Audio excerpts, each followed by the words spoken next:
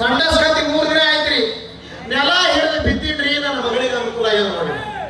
ಏನೆಲ್ಲ ನನ್ನ ಮಗಳು ಓಡಿ ಹೋಗ್ಬಿಟ್ಟಾಳ್ರಿ. ಯಾರ ಹುರ್ಕಾಡಿ ಕೊಟ್ರಿ ಅಂದ್ರ ನಿಮಗ ಕೊಟ್ಟು ಮದುವೆ ಮಾಡ್ತೀನ್ರಿ ನನ್ನ ಮಗಳನ್ನ.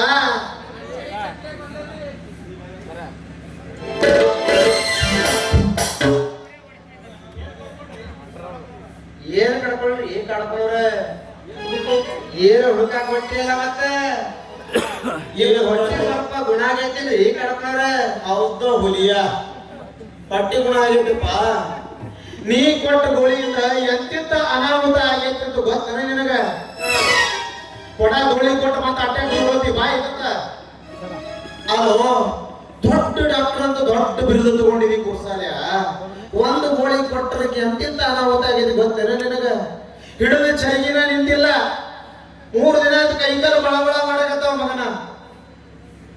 ಎಂತ ಗೋಳಿಗೆ ಕೊಟ್ಟಿದ್ದೆ ಅಂತ? ನಾನು ಕೊಟ್ಟ ಗುಡುಗಿ ಇನ್ನು ಕುಡುಗಿ ಅಂತಿಲ್ರಿ ಕಣಪ್ಪನವ್ರ.